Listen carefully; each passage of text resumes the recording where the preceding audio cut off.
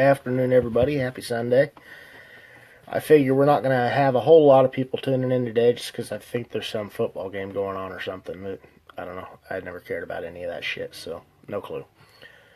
I'd like to make a couple quick notes. One of the people we usually have turn in, Nathan Shaw, he wasn't here last weekend because he was busy joining the ranks of becoming a father, so let's say congratulations, Nathan, and Avery looks very cute. Not everybody's blessed with a cute baby. Some of them are downright ugly, and you got lucky on that one. So, anyway, in other news, the Order of the Trident Speculum is done, good to go. I think it looks good, and I'll show you guys a couple things, probably what I like the best. I put maps in on my hand, drew them all, but I did something a little different, and I learned how to do a 2-page spread. And it seamed out perfectly, which I really like that.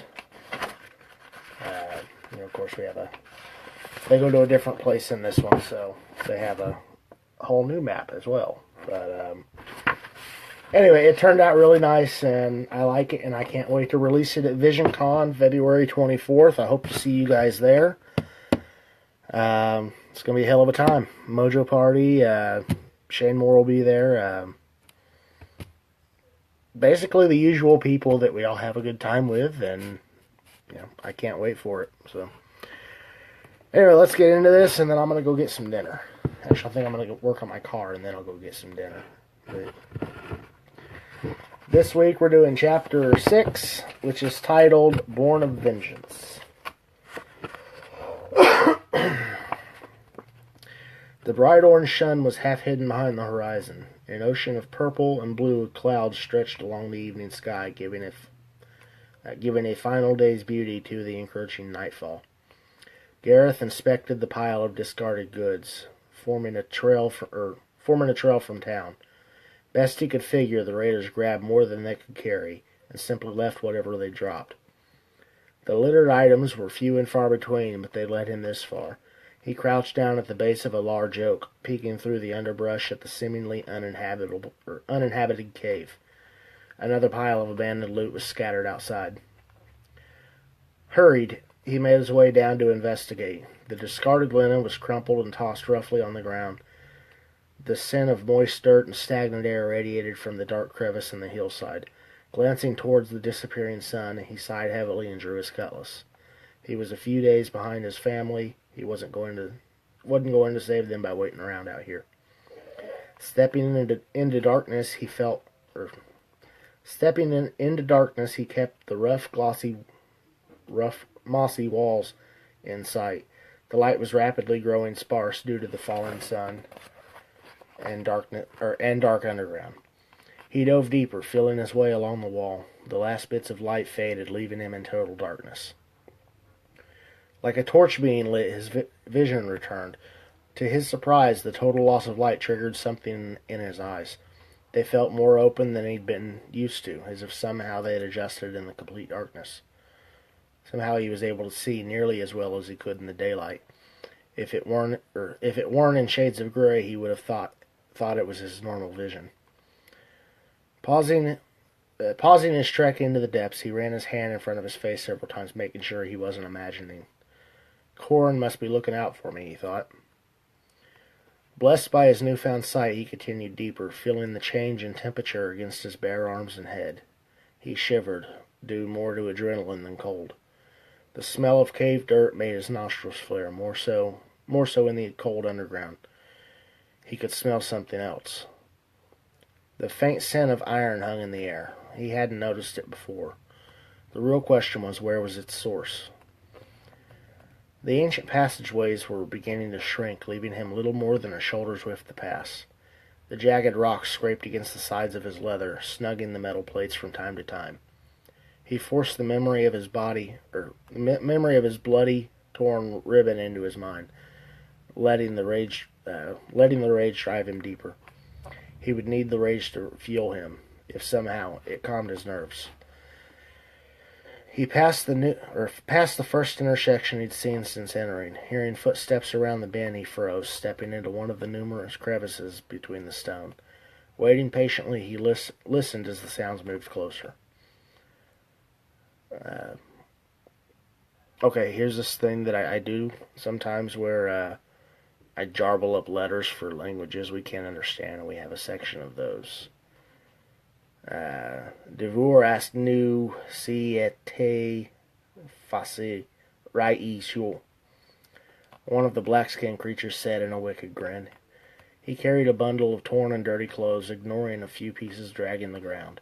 The other gave a sinister laugh, holding a clay jug in one hand and an unlit torch in the other. Dignox mu yai setat. The sounds grated against his ears, more like vile hissing more like vile hissing with vocal clearing than actual words. He watched the two pass, hoping to get a good look at what he was dealing with. Their ears were elongated and poked through colorless hair, like those of the Afar he'd seen. In fact, every aspect of their appearances reminded him of the woodfolk, save for the color of their blackened skin and the repulsive sounds they made.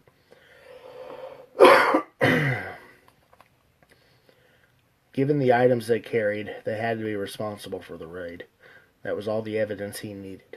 Without hesitation, he raised the thick curved blade and charged. He slammed his shoulder into the closest one, knocking him to the ground. Before the second could react, he swung his sword, catching it in the throat. The creature gargled and clenched his fatal wound. Falling to the cavern floor, it hissed in protest, unable to form its twisted words. Gareth spun around, seeing the first picking himself back up. He leaned forward and drove his sword into its back. It screamed in pain, buckling under the added weight. Knowing he had to silence it before more came, he pushed his weight into the creature, forcing its arms to give way completely. Its face slamming into the rocky clay, Gareth ran his fingers into its long hair and pulled violently, yanking the head up. Using every bit of strength he had, he slammed the creature's head forward into the stone. It crunched under the force, splitting wide open. His fingers still entwined in its hair, he pulled it up once again and dragged the blade across its throat, slicing deeply to ensure it was dead. He looked over at the other one, still drowning in its own blood. He stared at him, unable to move. His hatred burned bright. Convulsing uncontrollably, it weakly shuddered and fell still. Gareth got to his feet and approached the dead creature. Distaste in his mouth, he spat on the corpse. Dropping to a knee, he placed the cutlass beside its head and grabbed one of the long, pointed ears. He dragged the sharpened edge of it across the backside, severing the flap of skin and cartilage. Claiming his trophy, he ran the torn blue remnant through the hole and tied it off. Placing the pair around his neck, he stood victoriously over the bodies, wondering which direction he should go. Spotting the clay jug lying on its side, he noticed a small amount of liquid had spilled out. He gave the cork stopper a quick sniff and recognized the strong odor of alcohol. Snatching the jug up, he quickly searched the bodies for anything of use. Examining the corridors for cast-off items, he traced the passage of his defeated companions. Full of resolve, he rushed even closer to his family, or so he hoped.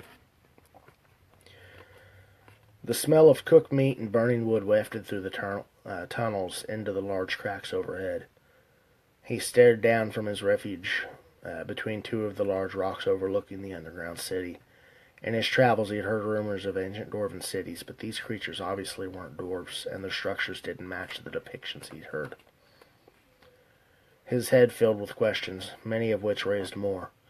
The anger building inside him, he begged for release at the sight of the black-skinned devils. He didn't know what they were or what they wanted. Hundreds of questions, all of them a single certainty was loud and clear. Each and every one of these beasts was going to die, and he was going to be the noose around their necks. He felt the pain in his backside, pressed uncomfortably against the jagged rock. His stomach growled with the smell of meat below. He couldn't recall how long he'd been in the underground settlement. Days, weeks. Without the sun, he couldn't decipher time. Taking the last drops of water from his wineskin, he watched another group enter from the far side. They made their way through the city, little more than a permanent camp. They passed several roughly thrown together wooden shacks and canvas tents, torn and strung with mismatched rope. The entire scene appeared to be more of a joke than an organized band of raiders, though they clearly were just that. He focused on the group, making their way into the large building in the center of the cavern room, the only building that seemed to belong. It was constructed of stone, with a level of skill applied to its molded shape. The group pushed small carts and loaded with crates and supplies of all kinds. They piled them between the entrance, leaving them for another group to sort out. Weapons and armor were tossed into one of the piles, while food and supplies were stored in another. The clothes and less valuable items were tossed roughly on the ground and gathered up by a couple of the weaker-looking black afar. Gareth studied their movement. If he was going to investigate, he needed to learn as much as he could. Nearly 100 carts had been dumped before his attention was fully engaged. It really didn't make much sense there. I don't know why that line's there. A group arrived, but instead of looted goods, they escorted several women and children of varying ages, and the occasional elder man was tied up with them, but they were few and far between. He perked up seeing the humans. This was a routine he hadn't seen before. They were beaten and starved, staggering against the ropes that bound them together. But they were still alive. A spark of hope ignited inside him. 2 of the creatures walked ahead of the prisoners and 2 behind. They were led through the city and forced into the central building. One by one they went inside. He adjusted himself to get a better look. If his family was still there, they would be in that structure. Glancing around, he made sure he could move without being detected. He grabbed a mass of brown linen he'd strung together to match their style and thrown it over his bulky frame like a makeshift cloak. He knew he wouldn't be able to walk through the city without being noticed, being much larger than the slender beast. But if his plan worked, it would serve his purpose enough to get him close. Gareth stood and backed out of the crevice, feeling a sickness overcome him. He couldn't tell if it was due to the smell of the rags, or his impersonation of the foul creatures, or even his lack of food, but he was growing weak. He had to act fast before it drained him of his strength. Playing through his plan one more time, he reached down and grabbed the first fist-sized rock he could find. He grabbed the first fist-sized rock he'd been eyeing since his plan's inception. I think it sounded better the other way. Rearing back, he locked sight on his target and launched. It flew through the air, it flew a fair distance, crashing into the canopy of the nearby huts. The weight tore through, collapsing the weak wooden rods holding it up. The canvas collapsed atop the small fire, and in an instant it started to smoke, igniting almost as quickly in billowing flames. It jumped from one hut to another. In minutes, the entire section was ablaze. The creatures scrambled to contain the leaping flame, but they couldn't put it out before it jumped to the next tent. Throwing his tattered hood overhead, he made his way through the chaos and toward the central building. The smell was much stronger on the base floor. The whole place reeked of feces and sweat. His nose wrinkled with the scent. Forcing his thoughts, he scurried through the commotion and reached the large stone building. He was fairly certain he hadn't drawn attention to himself. He opened the thick wooden door and marked with a broken face embedded in a full moon, and stepped inside. He could hear several of the creatures chanting some strange ritual from one of the upper levels. It echoed off the walls, chilling him to the bone. But at least he could cover the sound of his footsteps and stripped wooden floors. Cover the sound of his footsteps on these stripped wooden floors.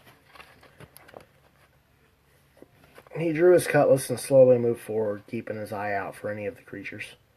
The building seemed to be some kind of temple. Several broken pews littered the sides of the room, tossed roughly against the walls. The far end held a stone altar with a demonic face staring at him. The stone was covered in a torn cloth, soaked in what appeared to be blood. It made him feel uneasy.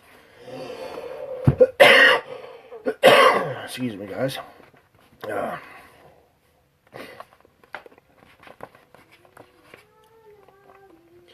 He spotted a curved stairway to the side. It appeared to circle around and lead to the overlooking balcony behind him. He cautiously made his way up, hearing the chants grow louder with each step. Reaching the second story, he peered around the corner, finding a broken banister wrapped around the balcony's edge.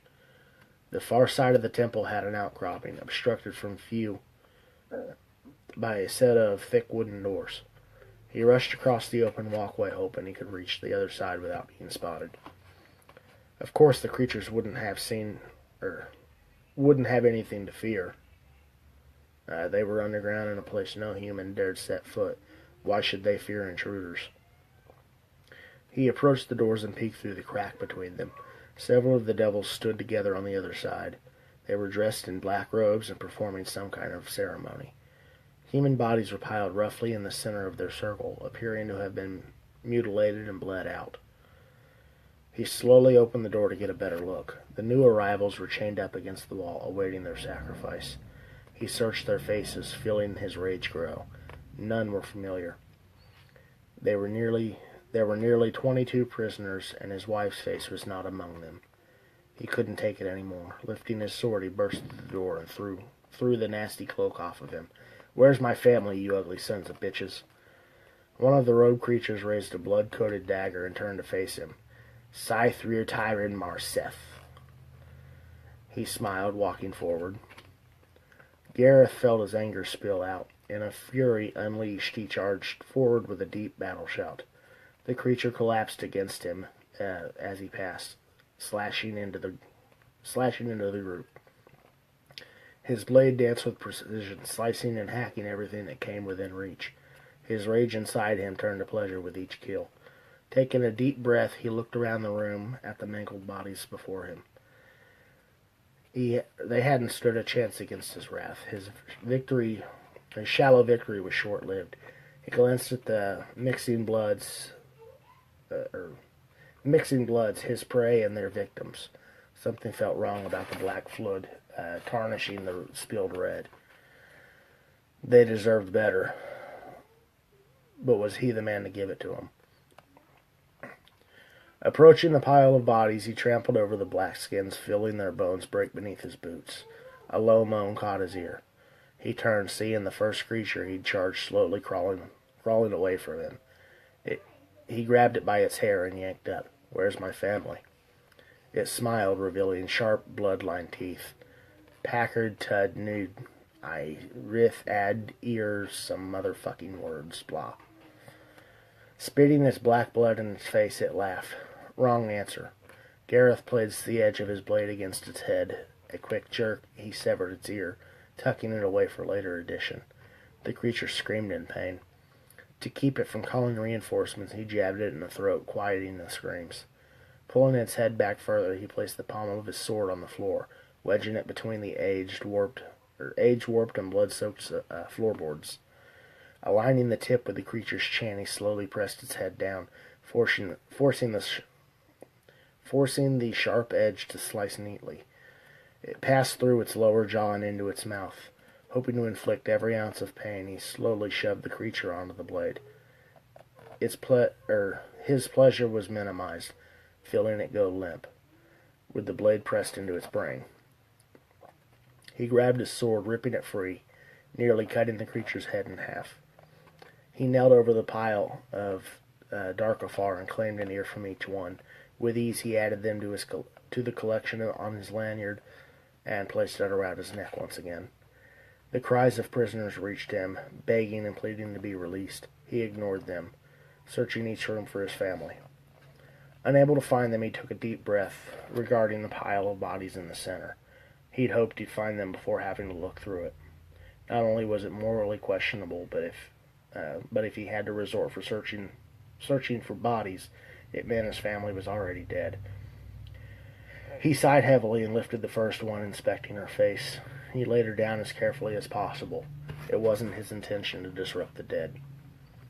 The next few were easily discarded. There was no question there was no reason to even inspect them else. Halfway through the pile, he uncovered a bloody yet familiar fabric matching the ribbon around his neck. A high-pitched ring set into his ears, drowning out like cries of prisoners still pleading his assistance. All tact lost, he roughly tossed the bodies from her, uncovering the blue dress as best as possible. Rolling her over, his heart shattered into 1,000 pieces. His wife's fearful, blank face stared back at him, void of color and warmth. Her dress was torn open, revealing a broken and violated body. He locked his eyes on the deep purple marks of her mutilated skin. Her throat was slit so deeply that only a small bit of skin held her head in place. He forced himself to pry her arms open, fearing what he'd hoped he wouldn't see. Seems a little weird there.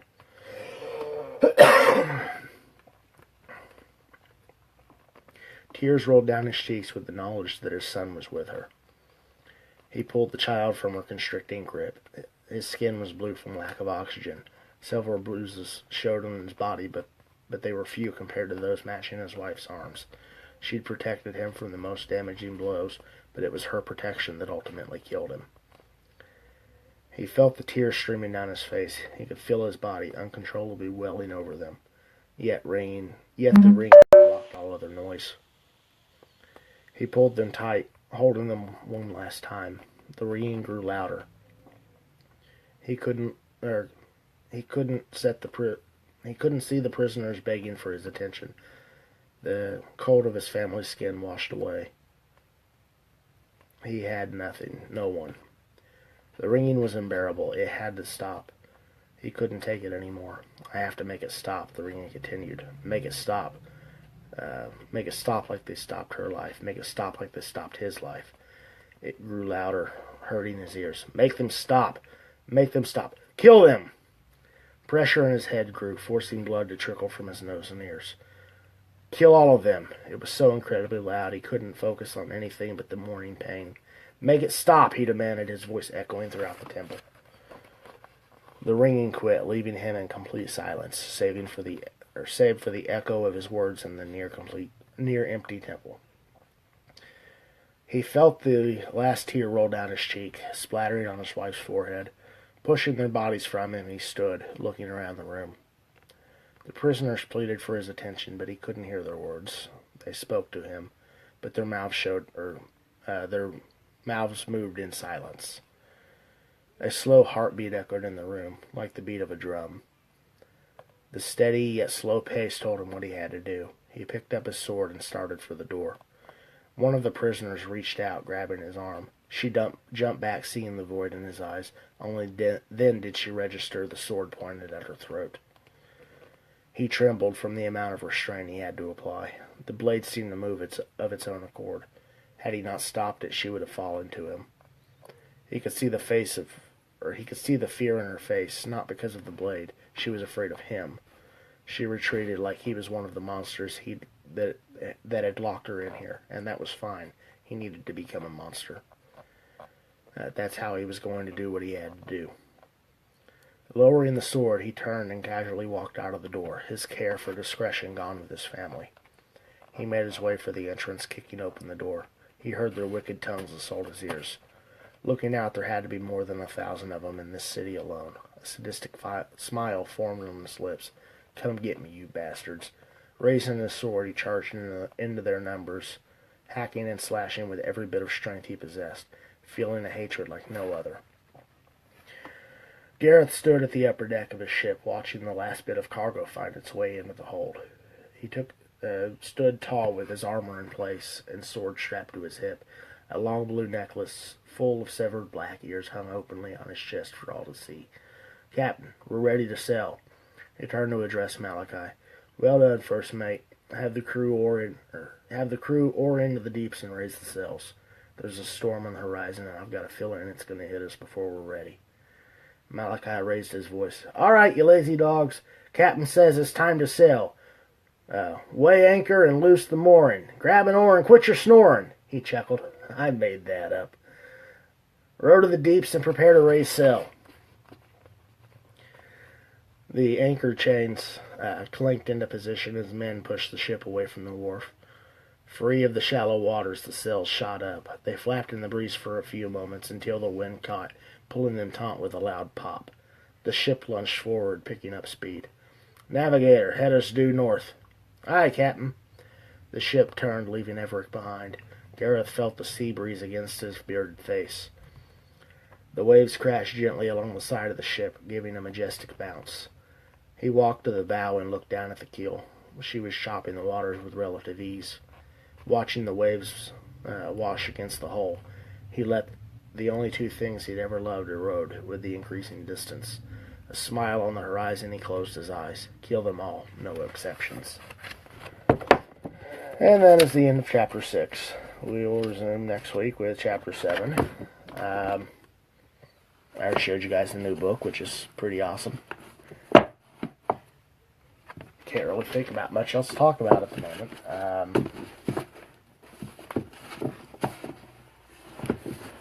Working on other books. The Damn It Bree book is under works, as is the Order of the Trident Exodus, which will be the third and final book of that trilogy. In the Elderland series, once I get those 3 done, I'm going to pick up the next one. Is titled Bloodlines, which is already about half written. And that's going to be a story about a couple characters that you've met a couple times throughout the Order of the Trident books.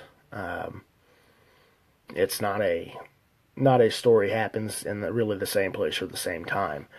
You've met the characters, and you'll get to kind of figure out how they came about in that particular story.